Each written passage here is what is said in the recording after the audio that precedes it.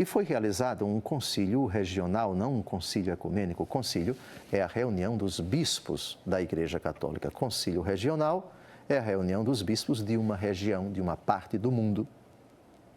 Já o concílio ecumênico, e só ocorreram 21 concílios ecumênicos em 2000 anos de cristianismo, o concílio ecumênico reúne os bispos da Igreja Católica espalhados pelo mundo inteiro.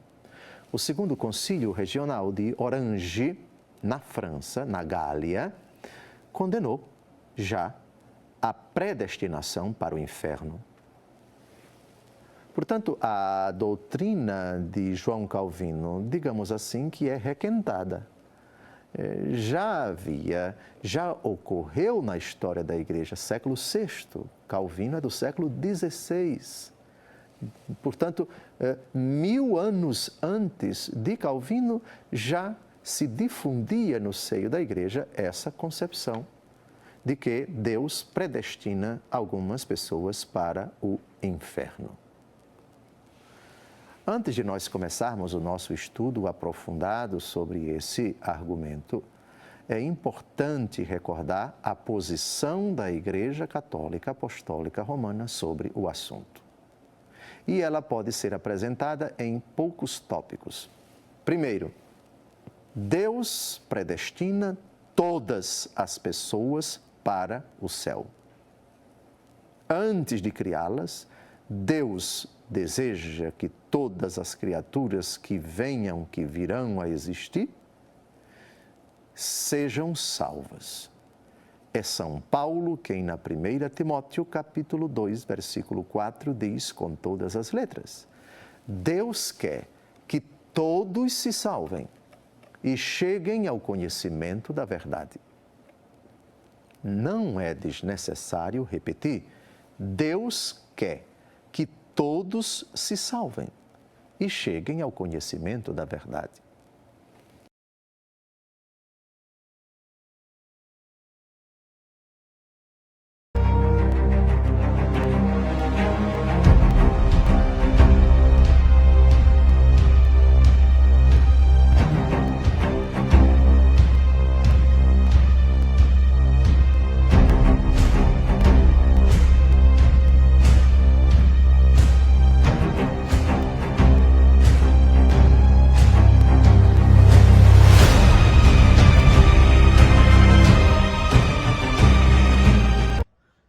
Mas, afinal de contas, nesta série estamos apresentando que as seitas, elas são arminianas, tá? E é o que será provado futuramente aqui nesta série, através das seitas e dos documentos arminianos, como estamos provando, se você percebeu, estamos provando com documentos arminianos o que estamos falando, e não com documentos de teólogos reformados.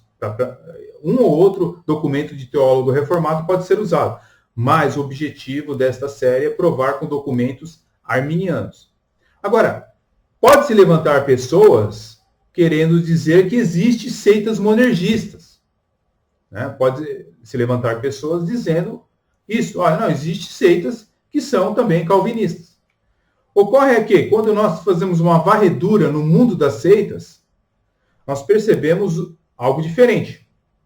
Então, quando você pega, por exemplo, o livro O que é Teologia Arminiana, está escrito o seguinte: cabe aqui também uma palavra que os pentecostais são arminianos, mas no Brasil, com exceção da congregação cristã, né, todas as religiões pentecostais são arminianas. Mas ele coloca aqui o autor, com exceção da congregação cristã, todas as demais pentecostais, elas seriam arminianas.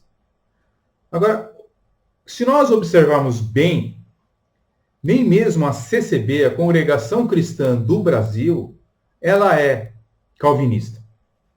Ok? Isso eu digo porque, se você for observar os hinos que são cantados nos cultos da Congregação Cristã do Brasil, eles são hinos sinergistas.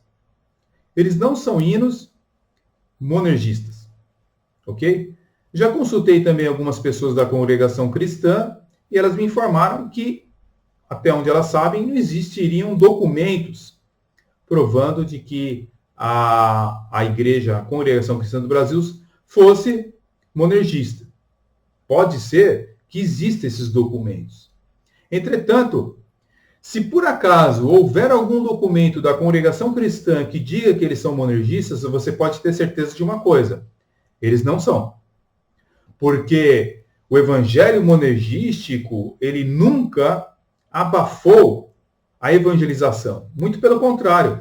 Se você for ver a história dos cristãos reformados, da reforma em si, eram pessoas que incendiaram o mundo, evangelizaram o mundo. O próprio John Calvino mandou missionários aqui para o Brasil, ok? Então, a ideia da reforma protestante é missões, é evangelização. Embora que muitos achem o contrário, né, pela desinformação, ok?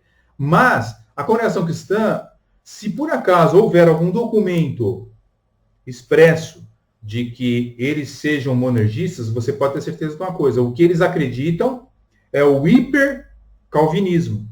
O hipercalvinismo, que é uma distorção do calvinismo, diz que não há necessidade de você evangelizar, porque aqueles que serão alcançados de qualquer forma.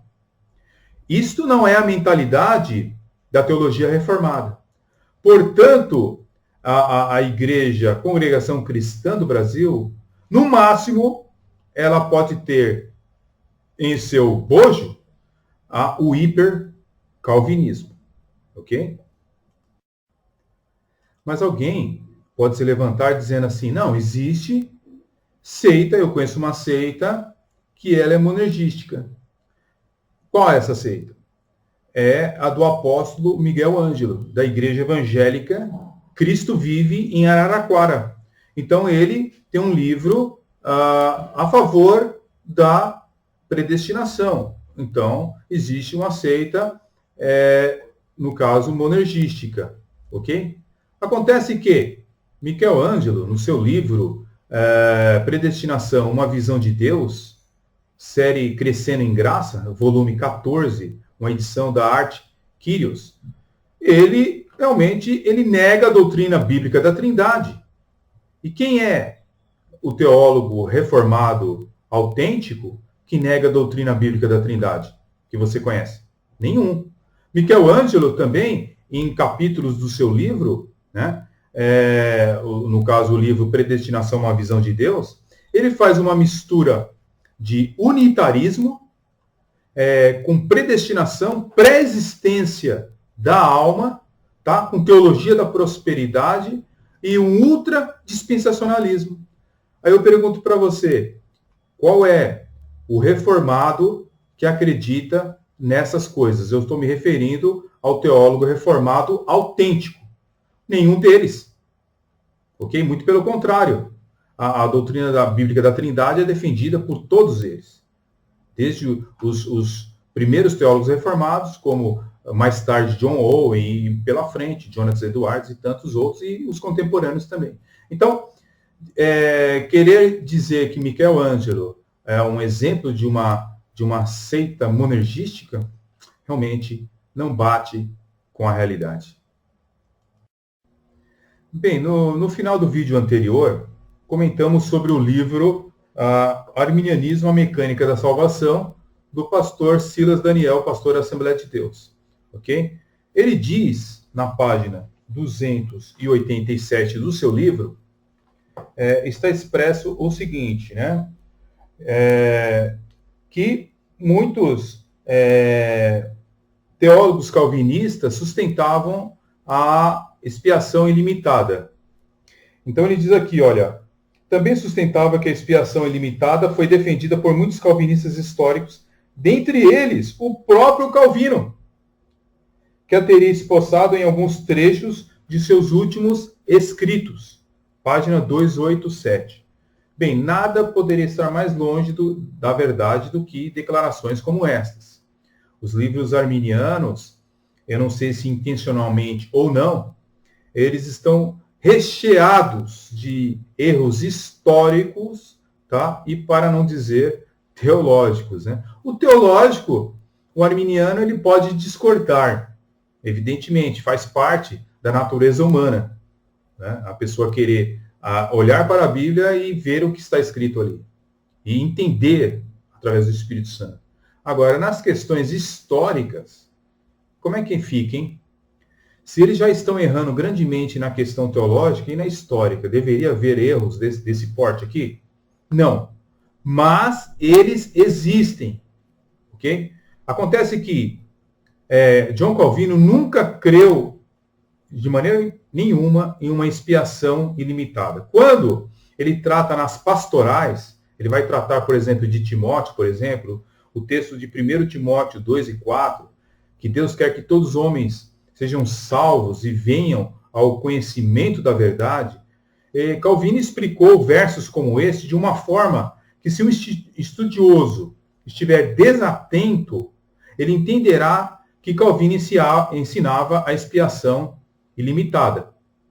Por exemplo, diz Calvino, né, concernente a esse texto, o seguinte: não há nenhum povo e nenhuma classe no mundo que seja excluída da salvação, porque Deus deseja que o evangelho seja proclamado para todos, sem exceção. Então, quando nós vemos esse aparente universalismo do evangelho, você tem que entender o que Calvino está dizendo. Tá? Calvino está se referindo a que de todos os povos Deus quer salvar.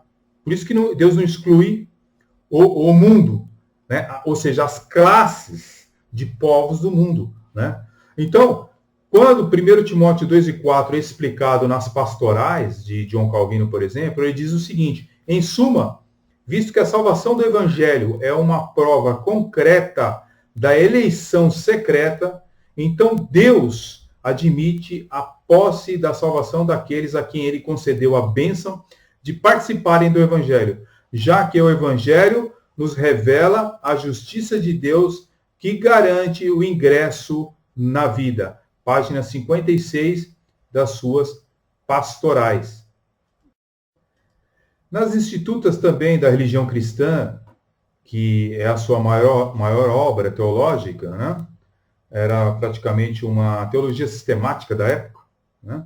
Então, Calvino se expressa sobre a salvação dos seres humanos. A explicação desse mistério deve ser baseada no primeiro capítulo da Epístola aos Efésios, capítulo 1, verso 4 e 5, onde Paulo, depois que ensinou que fomos eleitos em Cristo, acrescenta ao mesmo tempo que no mesmo Cristo temos recebido favor divino. Como começou Deus a abraçar com o seu favor aqueles a quem havia amado antes de haver criado o mundo, senão no fato de haver revelado seu amor quando foi reconciliado pelo sangue de Cristo. Calvino, eu poderia citar aqui inúmeras passagens, não cria na expiação ilimitada, conforme é apresentado aqui pelo senhor Silas Daniel.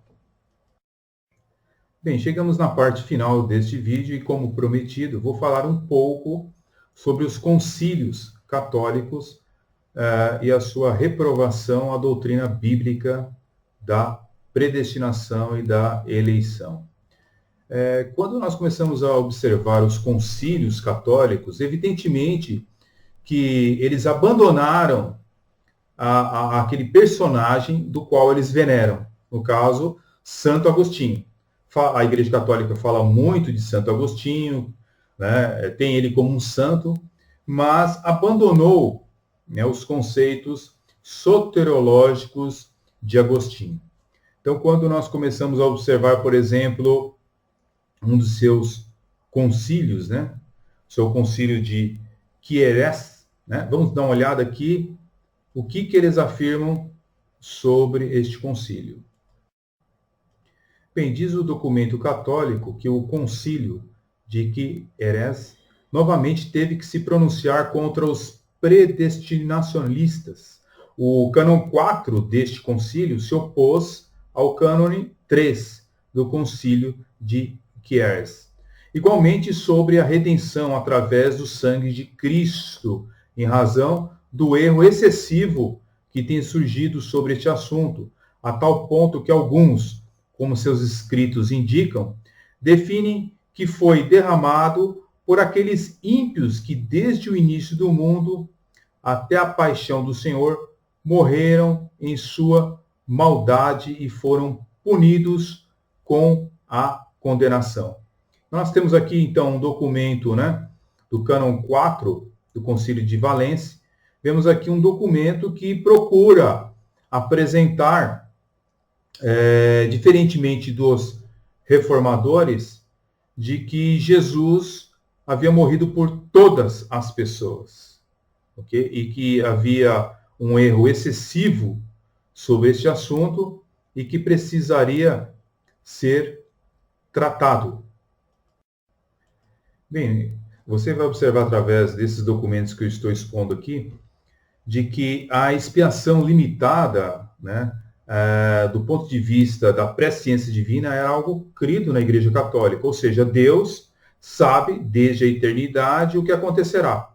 Assim, apesar do conflito entre dois concílios locais, a Igreja manteve-se estável em sua posição a favor da vontade salvífica universal de Deus e que deseja que todos os homens sejam salvos. E quem é condenado é pela sua própria vontade e não pela vontade de Deus. Deus prevê sua condenação, não a impõe. E, portanto, a predestinação deve ser entendida a partir da perspectiva de que Deus tem isto para ele, mas Deus não quer isto. Então, nós vemos aí a doutrina arminiana que está embutida, evidentemente, dentro da Igreja Católica. Já no Concílio de Arles, em 475, nós lemos o seguinte. O Concílio de Arles, que foi feito em 475 d.C., diz o seguinte: da graça e a predestinação, também confesso que Cristo, nosso Deus e Salvador, no que diz respeito às riquezas da sua bondade, ofereceu por todos o preço de sua morte, e não quer que ninguém pereça. Ele, que é o Salvador de todos, especialmente dos fiéis, rico para com todos os que o invocam. Usando Romanos 10 e 12. Então, estamos tratando aqui do Catecismo da Igreja Católica, onde eles acreditam que Jesus morreu por todos e não quer que ninguém pereça e é salvador de todos. Evidentemente, é a mesma posição da igreja, no caso, sinergista, né? No caso, os remonstrantes e os atuais neo-arminianos. Já o segundo concílio de Orange, né? Ele mostra também que ele é semi-pelagiano e afirma mais uma vez o erro no caso da Igreja Católica concernente a este assunto.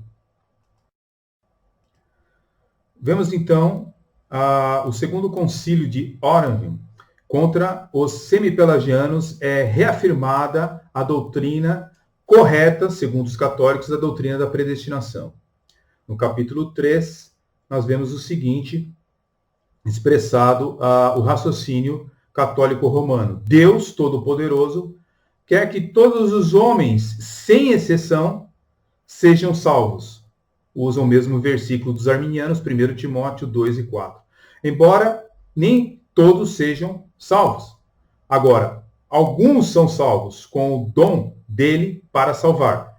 Mas se alguns se perdem, é merecimento próprio, diz, né, o site de apologistas cristãos sobre a predestinação e os concílios. Então vemos através dos documentos católicos que realmente o arminianismo faz parte do pensamento católico romano, principalmente no seu concílio tão conhecido, né, como o Concílio de Trento, que lutou grandemente contra os reformadores, né? Diz o Concílio de Trento, reafirma, né, o seu semi-pelagianismo. o Concílio de Trento se pronunciou contra essas doutrinas. Capítulo 12. Presunção temerária de ser predestinado. Ou seja, eles são contra a doutrina bíblica da predestinação. Então diz o Concílio de Trento: ninguém, enquanto peregrina por esta vida mortal, deve querer penetrar tanto no mistério oculto da predestinação divina que possa afirmar com segurança ser ele, sem dúvida alguma, o número de predestinados, conforme o cânone 15. Como se o justo não pudesse mais pecar, cânone 23. Ou se tiver pecado, poderá com certeza prometer-se a si mesmo uma nova conversão. Pois sem uma revelação toda especial de Deus, não se pode saber quais os que Deus escolheu para si, cânone 16. Concílio de Trento, sobre a justificação da fé. Evidentemente que não há como você saber quem são e qual é o número dos eleitos de Deus. Evidente. Mas o Concílio de Trento, se eu fosse mostrar para vocês os variados documentos que existem aqui, onde eles se pronunciam, você ficaria perplexo de ver a sua equiparação com a doutrina arminiana. Tá? Só mais tarde, então, dentro das fileiras protestantes, né, aconteceu esse fato do teólogo chamado Jaco Arminius, que pregava o livre-arbítrio humano, né, que pode existir sem limitar o poder de Deus ou contradizer a Bíblia, opondo-se às doutrinas calvinistas que enfatizavam a predestinação. Como eu já disse, tentou explicar de maneira errônea, através da graça preveniente.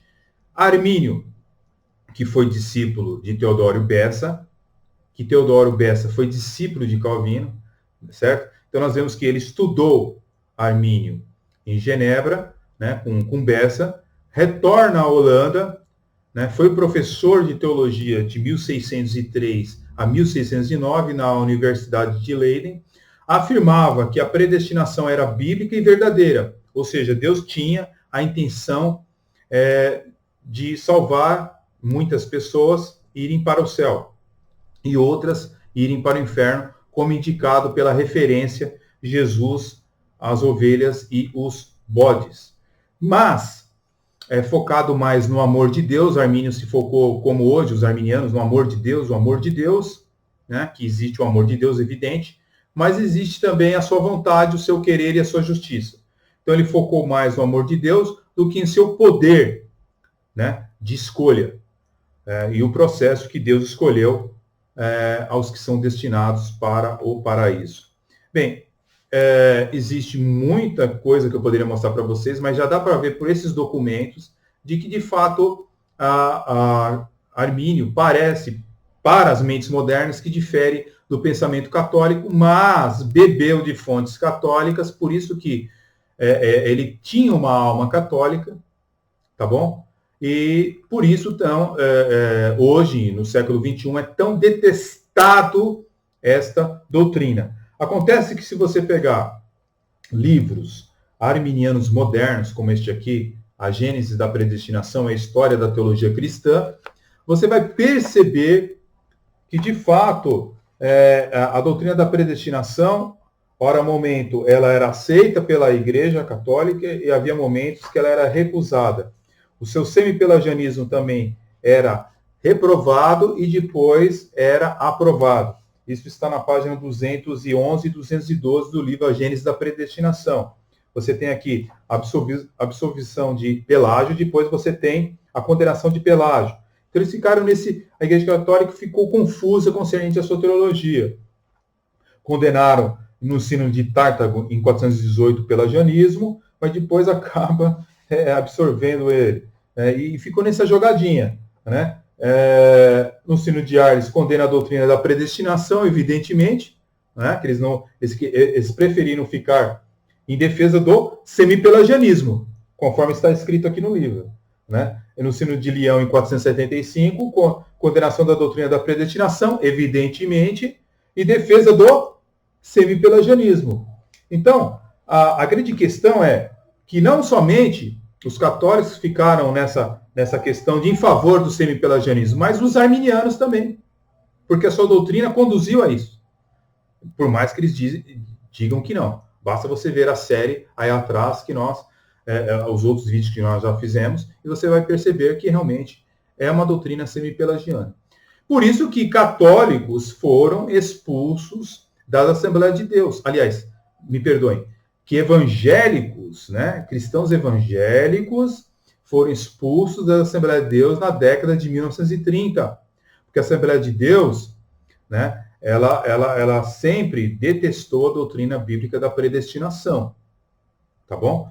Não só a Assembleia de Deus, mas todo mundo pentecostal, né, na sua grande maioria, embora hoje tenha muitos monergistas dentro de suas igrejas, das suas fileiras, a grande verdade é que nunca adotou realmente a reforma protestante, as igrejas pentecostais. Tá? Então, até nessa revista aí, no ano de 32, tivemos aí Manuel de Souza, pastor da Assembleia de Deus de Mossoró, aderiu à predestinação monergística, certo? E foi acompanhado por outros pastores, mas tiveram que prometer abandonar a doutrina bíblica da predestinação, caso contrário, teriam que ser expulsos da igreja. A Convenção Geral chegou a enviar uma comissão de obreiros para tratar do caso, mas Manuel de Souza, ele manteve integralmente ao texto bíblico, tá? Isso é sua visão teológica, e eles foram excluídos como rebeldes, iniciaram uma nova igreja em Mossoró, ali no Nordeste brasileiro. Infelizmente, as igrejas pentecostais, que são heranças da teologia arminiana, certo? Eles preferem aderir a pessoas controvertidas, como, por exemplo, Finney, Charles Finney, por exemplo, editam suas sistemáticas, do que realmente aderir aos reformadores protestantes, tá? Os pastores reformados que deram o pontapé inicial deste grande movimento evangélico. Hoje, as igrejas luteranas também abandonaram a doutrina bíblica da predestinação, tá? O que Lutero jamais aceitaria, tá? E assim, então, os luteranos acabaram, a sua grande maioria, aceitando o sinergismo arminiano, foram seguidos também pelos anabatistas e, evidentemente, por Roma, né? E, consequentemente, as igrejas evangélicas, tá? Você poderá ver mais sobre este assunto na série que eu tenho também aqui no canal, as influências que Jacó Armínio sofreu em sua teologia, tá bom? E aí você pode realmente ter aí momentos históricos que talvez você nunca tenha visto, né? Você vai aprender coisas interessantes.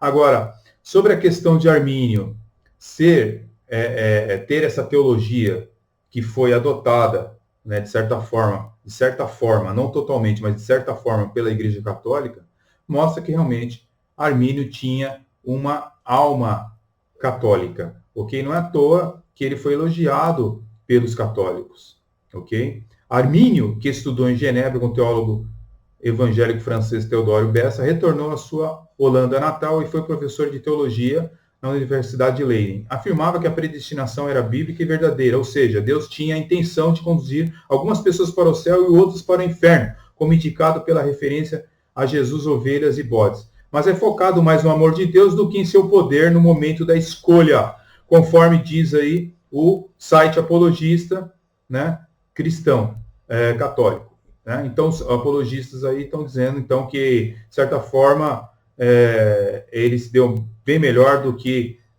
John Calvino. Nos próximos vídeos que se seguem, você vai ver que as seitas, elas são de fato arminianas. E essa é uma série que realmente pode mudar a sua vida e mostrar para você que você pode estar redondamente errado com o seu sinergismo. Fique na paz e até o próximo vídeo, em nome do Senhor Jesus. Amém. Temos dito, o início é a graça, o meio é a graça, o fim é a graça. Para a perseverança final na graça, o homem precisa do auxílio divino especial, que é a própria graça, dirigindo e protegendo contra a tentação. Então vocês veem que essas condenações nos mostram que a graça é tudo na nossa vida e que ela coopera a salvação. Por outro lado, a vontade do homem é livre em sua ação, até mesmo em sua ação sobrenatural. Então o homem é a graça, mas essa graça que predestina, que elege e que salva, não prescinde da liberdade. O homem é livre. Então aqui nós temos uma condenação tanto ao pelagianismo, ao semi-pelagianismo, mas também ao jansenismo e ao calvinismo. Existe a graça sobrenatural e soberana que inicia, que principia, mas que também continua e termina e nos leva à salvação. Mas o homem coopera com ela com seus esforços, que nascem da graça e que são protegidos pela graça, mas com a sua liberdade também. Como a liberdade e a graça atuam e se conjugam, e como a liberdade não afeta a existência da graça, não anula a graça, e como a presença de uma graça que predestina e que elege não diminui a liberdade do homem, é uma relação que os teólogos discutem e tem escolas para todos os gostos em soteriologia e escapa do conteúdo desse nosso curso, que é apenas História das Heresias e não um curso completo de Teologia da Graça, que demoraria muitas aulas para nós entendermos. Mas, enfim, chegamos ao fim desta nossa aula sobre o pelagianismo e o semi-pelagianismo e espero que, ainda que com muitos detalhes e muitas conceituações, os nossos queridos alunos possam ter aprendido. Espero vocês na próxima aula do nosso curso de História das Heresias.